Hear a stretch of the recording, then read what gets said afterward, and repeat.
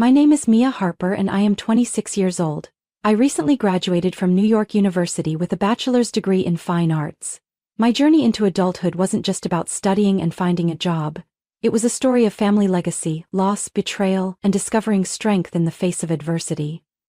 My mother, Lauren Harper, was a talented chef and the owner of a small bakery called Sweet Haven, located on a charming corner in Brooklyn.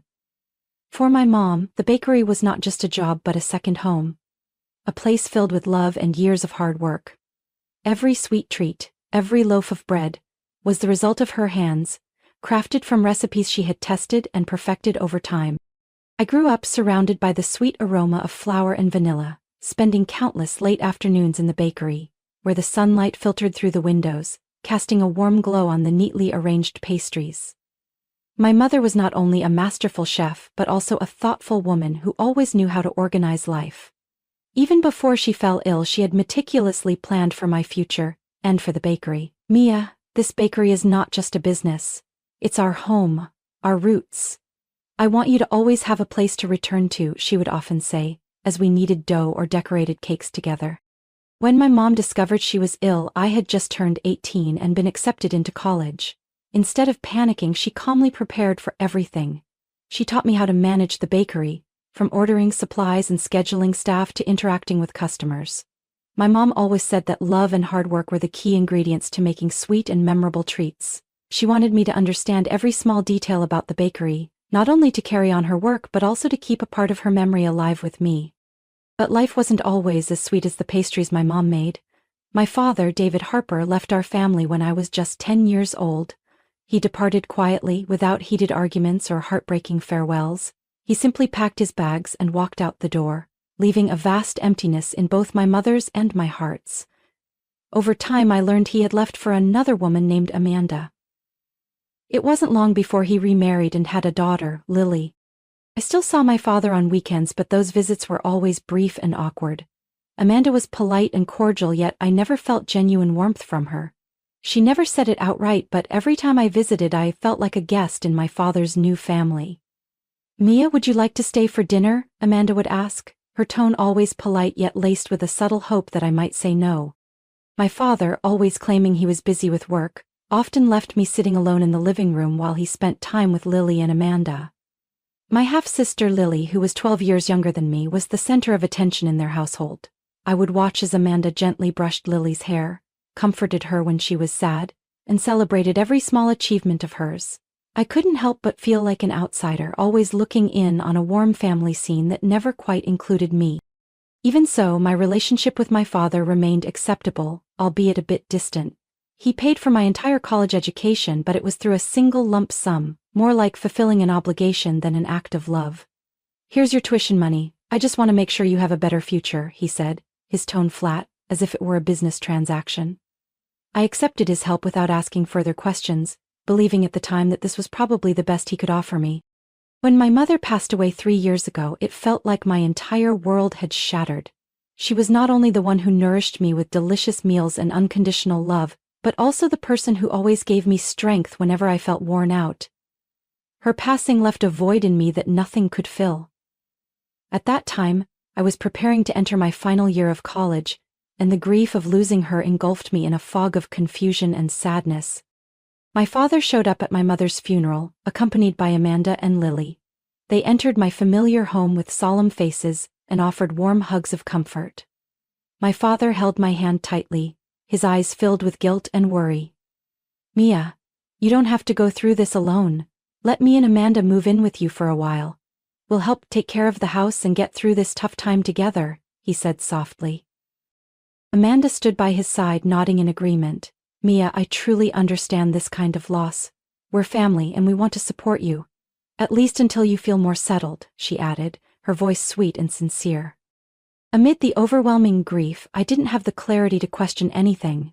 The emptiness around me felt like a thick mist, making me yearn for someone. And what I didn't realize was that this decision would set off a chain of complex events, where secrets and truths would gradually emerge, forcing me to confront more than just the pain of losing my mother. This was only the beginning of my story. My life would soon take a sharp turn as the layers of deception were peeled away, and I would have to stand up to protect what was truly mine. After my mother passed away, the house seemed to lose its familiar warmth. Every corner reminded me of her, from the scarf she often draped over the chair, to the still-life paintings she created and hung in the living room. I felt lost in my grief, unsure where to begin. My father's presence, along with Amanda and Lily, initially felt like a warm blanket, shielding me from the cold loneliness. They were eager to help with everything, from cleaning the house to preparing simple yet nourishing meals. I told myself I was fortunate not to have to face the pain alone. The evenings we spent around the dining table, Lily's cheerful stories, and Amanda's gentle attention helped me temporarily forget the immense loss. My father often sat with me, sharing stories about my mother, recounting beautiful memories from the past, which somehow lightened the heaviness in my heart. However, deep down, a small voice warned me that everything seemed too good to be true. I ignored that feeling until the first signs of change began to appear. At first, their presence brought comfort. Amanda was always thoughtful, taking care of daily meals and keeping the house tidy. My younger half-sister Lily often created games to help distract me. My father also spent time talking with me, encouraging me to focus on my studies and finish my final year of college. Family dinners became lively, and Lily's laughter helped ease some of the pain of losing my mother. A few weeks later, as I was preparing to return to school, my father made a suggestion that seemed reasonable. "Mia, you should focus on your studies. Let Amanda and me stay here.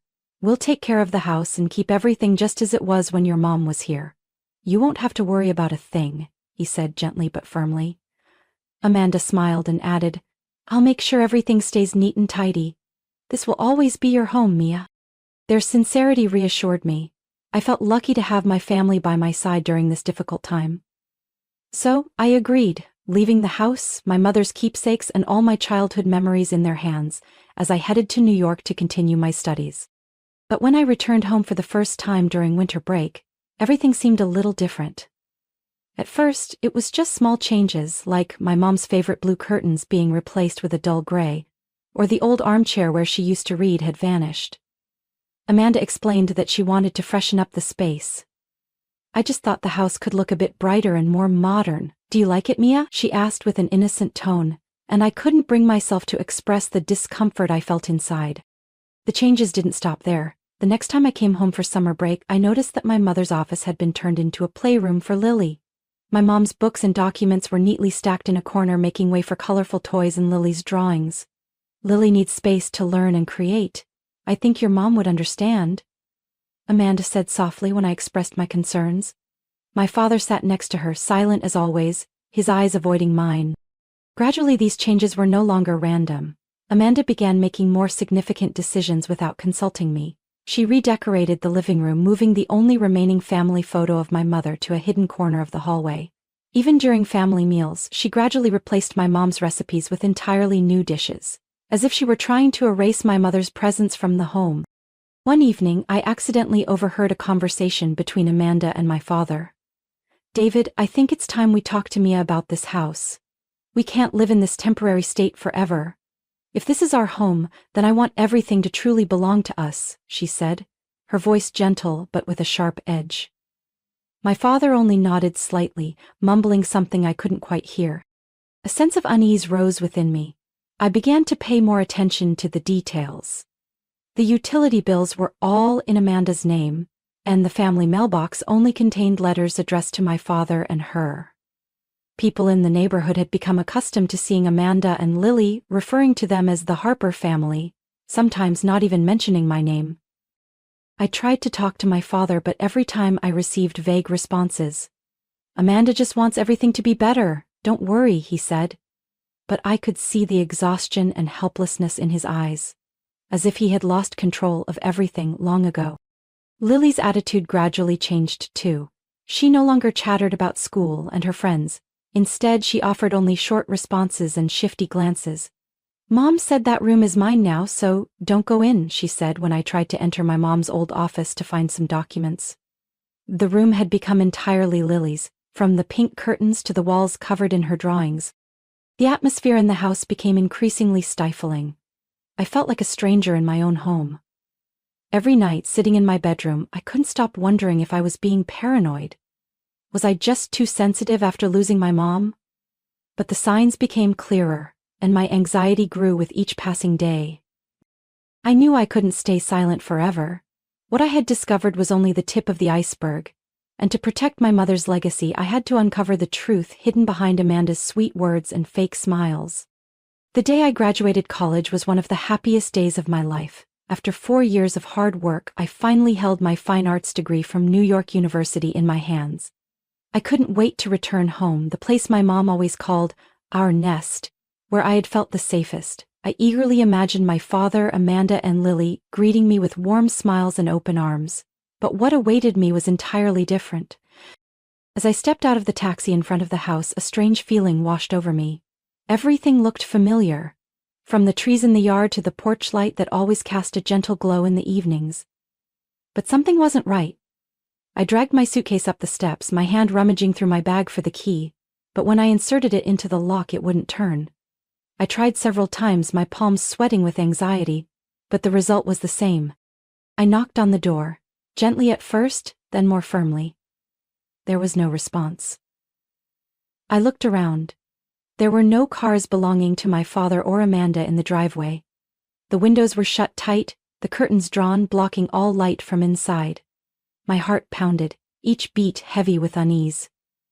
I pulled out my phone to call my father, but the line was busy. I tried Amanda's number, but my call went unanswered. I left a message, my voice trembling with worry. A few minutes later, my phone rang. I quickly answered. It was Amanda. But instead of her usual gentle tone, I heard loud background music and her cold, detached voice. "Mia, what's going on?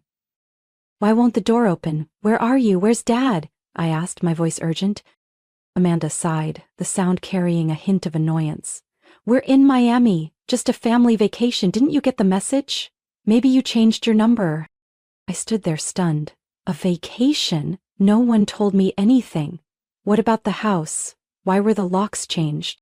"Oh, right, I changed the locks because of some security issues. You're not home often anyway, so I thought it wouldn't affect you."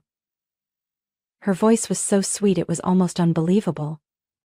"This is my house, Amanda. My mom left it to me. You can't just change everything without asking me," I said, trying to keep my composure. Amanda let out a small laugh, but it was filled with mockery. "Mia, you're so naive. This isn't your house. Your dad made it very clear to me. He said the house became his after he divorced your mom. I'm only helping to take care of our family's property." Each word from Amanda felt like a dagger piercing my heart. "Dad told you that? No way! My mom left a will and it clearly states this house is mine. Do you have any proof? If so, why haven't you shown it before? I think you need to be more realistic. Find a new place to stay. When we come back, I don't want to see you there." With that, Amanda hung up, leaving me standing alone in front of the locked door. I felt as if everything had crumbled around me. I sat down on the steps, my vision blurred by tears. The world seemed to spin and nothing made sense anymore. Why would my father lie to Amanda like that? Why would he let her believe this house was hers? Memories crashed over me like a tidal wave. In the early days when they moved in, Amanda had been so caring, Lily so cheerful, always pulling me into her childhood games. My father had constantly encouraged me to study, always telling me that this house would forever be my home. But now, it all seemed like nothing more than a perfectly crafted performance. I sat there for hours, my mind blank. Finally, as the sun began to set, I told myself I couldn't go on like this. I couldn't let them push me out of my own home. I stood up, wiped my tears, and resolved to find out the truth. If my father had lied, I needed to hear it from him directly. And if Amanda truly intended to force me out, she would have to face me. I began my investigation. I called the family lawyer, requesting to review my mom's will. The documents and legal papers my mom had once advised me to keep safe now became more valuable than ever. The deeper I dug, the more I realized how many things were not right.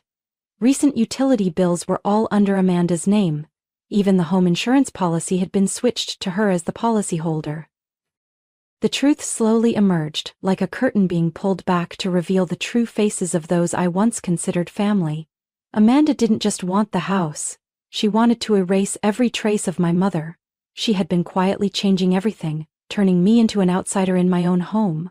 And my father, the one who should have protected me, had sided with them. helping them execute their scheme. I knew this battle wouldn't be easy, but if they thought I would give up without a fight, they were wrong. This house was my mother's legacy, a place filled with all the beautiful memories she left behind. I wouldn't let anyone take it away, even if I had to face betrayal and deceit from those closest to me. I was no longer the weak little girl I used to be. I would stand up, confront them, and protect what was rightfully mine. The battle had only just begun, and I was ready to face every challenge ahead. I didn't have much time to dwell on sadness or wait for answers from my father. After Amanda's sarcastic phone call, I realized I needed to act immediately if I didn't want to be pushed out of my own home. I sat on the porch steps, my phone trembling in my hand, but my mind became clearer and sharper than ever. I decided to start with the most practical step. I called a nearby locksmith and asked them to change all the locks on the house that same day. The locksmith arrived within an hour, and I stood by as each old lock was removed, and every new key was crafted. Every click of the new locks settling into place made me feel as if I was regaining control, bit by bit. While the locksmith worked, I didn't sit still. I began packing up my father's family's belongings. I opened every cabinet, pulled out every drawer, and sorted their things into boxes. From Amanda's clothes, Lily's personal items to my father's possessions, everything was neatly packed away, leaving nothing behind. I wanted them to understand clearly that they no longer had a place in this house. I found the things they had hidden or changed in the house. Family photos shoved into a corner of the closet, my mother's keepsakes forgotten under the bed. Each item reminded me of what they had tried to erase, every piece of evidence of how they had quietly taken over my mother's space.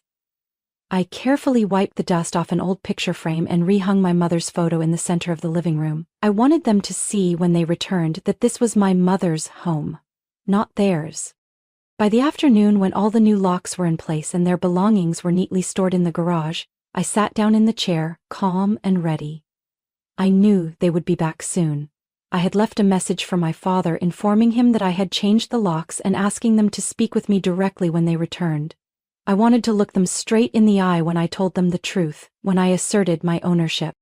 As expected, their car pulled up around 6 p.m. Amanda stepped out first, her face flushed with anger. My father followed behind, his eyes avoiding mine, while Lily stood frozen beside the car, her gaze hesitant. "Mia, open the door now!" Amanda pounded on the door, her voice high-pitched and filled with anger. "What do you think you're doing? This is our house!" I stood up and slowly opened the door. My eyes met hers, calm and unwavering. "This is not your house, Amanda. This is my house. My mom left it to me, and I'm just taking back what belongs to me." "What are you talking about, David? Tell her the truth." Amanda turned to my father, expecting him to defend her. My father swallowed hard, his hands clasped together, fingers tightly intertwined. "Amanda, Mia is right. This house belongs to her. Her mother left it to her in the will, not me."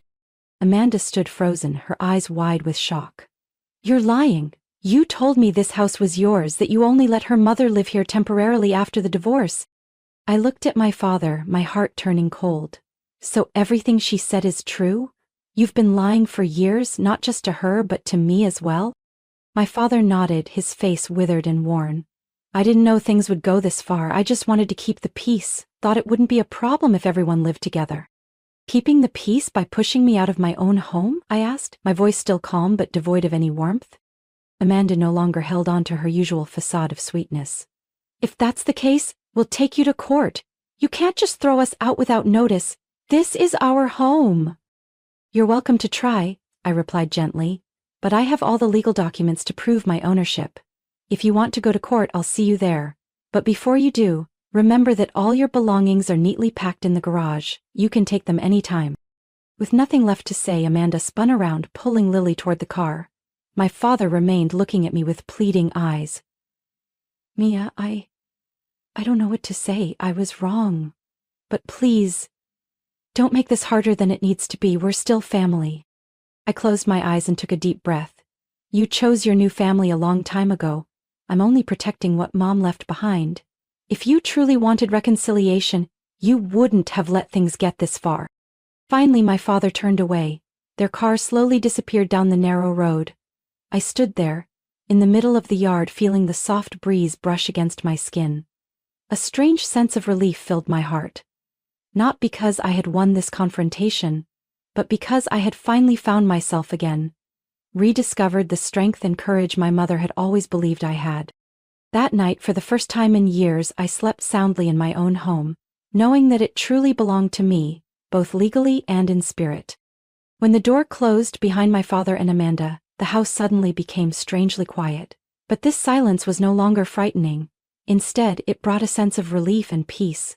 I stood in the middle of the living room, looking around at the walls that had once been altered by Amanda's hands, silently promising myself that this would be a new beginning, not only for the house, but also for my life. I began the process of restoring the house piece by piece, bringing everything back to my mother's memory. I rehung the light blue curtains she loved, placed her old armchair back in the corner where the morning sun could shine on it. I found the still life paintings my mom had created, cleaned their frames and hung them on the walls, bringing the house back to its warm, familiar look. Every morning I started my day by opening all the windows, letting the breeze and sunlight fill the space. I repainted the walls in a soft cream color, rearranged the furniture just as my mother had done. I even tended to the small garden in the backyard, where my mom had once planted vibrant lavender bushes. The feel of dirt on my hands, the gentle scent of flowers, it made me feel connected to her, as if she were still there helping me rebuild everything from scratch. But my efforts did not stop at the house. I began to think about Sweet Haven, the bakery where my mom had poured all her heart and love. The bakery had been closed since she passed away, its windows clouded with dust, the old sign hanging crookedly, as if a strong breeze could knock it down. But to me, Sweet Haven had never lost its light.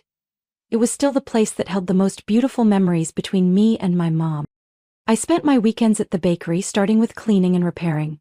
I painted the walls a warm yellow, replaced the old sign, and rearranged every table and chair. Each evening after work, I sat at the kitchen counter, opened my mom's recipe book, and experimented with the pastries she had once taught me. The scent of butter, sugar, and vanilla filled the small space, making me feel like my mom was right there, smiling as I mixed the dough. Gradually, I reopened the bakery. My first customers were neighbors, people who had known my mom for years and always remembered her sweet treats. "The smell! Just like the old days," said the elderly woman who lived next door, her eyes sparkling with joy. Her words felt like a push forward for me. I started promoting the bakery on social media, taking pictures of the pretty pastries, and sharing stories about my mom. The sincerity and love I put into each product slowly attracted more and more customers. One day, while I was busy at the kitchen counter, the doorbell rang. "Hello, I'm Harper from the local newspaper. Can I interview you about the journey to reopen this bakery?" A young woman, carrying a camera and a notebook, smiled at me. That interview brought the story of Sweet Haven to more people. Customers began to come from neighboring blocks and even farther away, just to taste the sweet flavors that held my family's story. As the bakery started to thrive, I gradually opened myself up to new relationships. I became friends with Harper, the enthusiastic young reporter, and together we participated in community activities, organized baking workshops for kids. Each time I saw a child smile as they made their own little pastry, my heart felt a warmth that I hadn't known for so long. The house and the bakery became the new beginning, the place where I built a more beautiful and meaningful life than ever before. I didn't just live for myself but also to continue my mom's dream, to keep the flame of love she had left behind. Whenever I felt tired or faced difficulties, I looked at the photo of my mom hanging in the corner of the bakery, where she always wore that gentle smile. Her smile reminded me that no matter what, I would always have a family in my heart and in the sweet treats of Sweet Haven. Life wasn't always easy, but I learned to face its ups and downs. I learned to set boundaries for myself, to protect myself from those who were not sincere. The lessons about self-respect, self-determination, and inner strength became invaluable baggage that helped me move forward on the path ahead. One autumn afternoon, as the golden sunlight gently stretched over the small street, I sat by the bakery window, watching customers enjoy sweet pastries and warm cups of tea. In that moment, I felt complete peace. I had found new strength and hope within my home and my bakery. And I knew that from here on I would continue to build a life full of meaning, a life my mom always wished for me, a life as sweet as the pastries I made, filled with love and sincerity. Mia Harper's story is not only about reclaiming her mother's house and bakery, but also about growth and rediscovering herself. From pain and betrayal, Mia learned to stand up, set clear boundaries, and protect what was hers. She transformed her house and the Sweet Haven Bakery into a place of new beginnings, filled with love, memories, and hope. Through this story, Mia reminds us that sometimes, to find true happiness, we must bravely let go of toxic relationships and believe in our own strength. What do you think about Mia Harper's story and her journey of self-discovery? Share your thoughts in the comments. Don't forget to hit follow to keep up with more inspiring stories about family, love, and growth.